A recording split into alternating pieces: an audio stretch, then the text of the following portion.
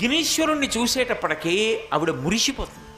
అసలు ఆయనకు నమస్కారం పెట్టగానే ఆయన సిద్ధి, బుద్ధి, పార్వతీదేవి, పరమశివుడు, శ్రీ మహావిష్ణువు, లక్ష్మీదేవి, సుబ్రహ్మణ్యుడు, వల్లీదేవి, భూతగణములు, దేవతాగణములు, సమస్త గణములు, మనుష్యగణములు, బ్రహ్మాండములు, పంచభూతములు ఇన్ని సంతోషిస్తాయి ఎవరికి చేసిన నమస్కారానికి? వినాయకుడికి చేసిన నమస్కారానికి. అంతటి అద్భుతమూర్తి ఆయన. విశేషం ఏంటంటే ఆయన జలంగా ఉంటాడు, నీటిగా ఉంటాడు లోకంలో. అందుకే భూతాధి సంసేవిత చరణం భూతభౌతిక ప్రపంచభరణం అంటూ ముక్తస్వామి దీక్షితారు వారు కీర్తన చేస్తారు. ఆయన ప్రధానమైనటువంటి రూపము జలరూపము. అందుకే 9 రోజులు వినాయక గణపతి నవరాత్రి ఉత్సవాలు చేసేస్తే ఆ మూర్తిని ఎక్కడ కలిపేస్తారంటే మళ్ళీ పట్టుకెళ్ళి నీళ్లల్లోనే కలుపుతారు. ఎందుకంటే ఆయన యొక్క చిన్న తేజస్సు ఆయన యొక్క పెద్ద తేజస్సులోకి వెళ్ళిపోతుంది. అంతేకాదు ఆయన పూజ చేసిన కారణం చేత మనందరికీ కూడా ఆరోగ్యం సిద్ధిస్తుంది, బాహ్యంలో కూడా. ఎందుకని?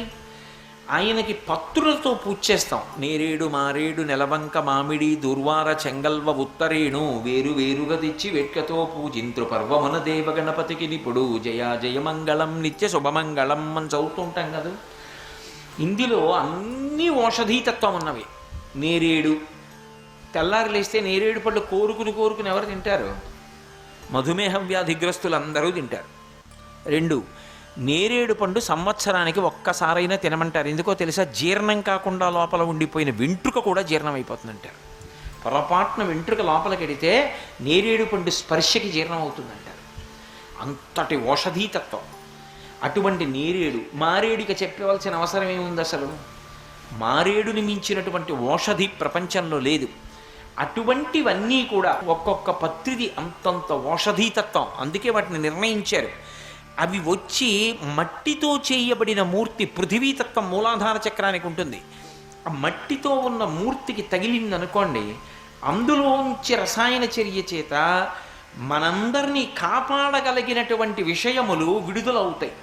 ఇప్పుడు ఈ మట్టి మూర్తిని పత్రిని పట్టుకెళ్ళి నదులలో కలిపారనుకోండి, శ్రావణ మాసం నదికి పురిటికాలం. ఒక్కొక్క వస్తువుకి ఒక్కొక్క పురిటికాలం ఉంటుంది. చింతపండు దగ్గర నుంచి ప్రతిదానికి పురిటికాలం ఉంటుంది. అందులో ముట్టుకోరు, అప్పుడు ఆ వస్తువు తినరు.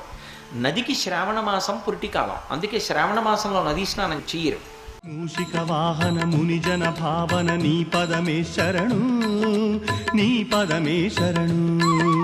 విజయ ప్రదాయక విఘ్న వినాయక నీ పదమే శరణు, నీ పదమే శరణు.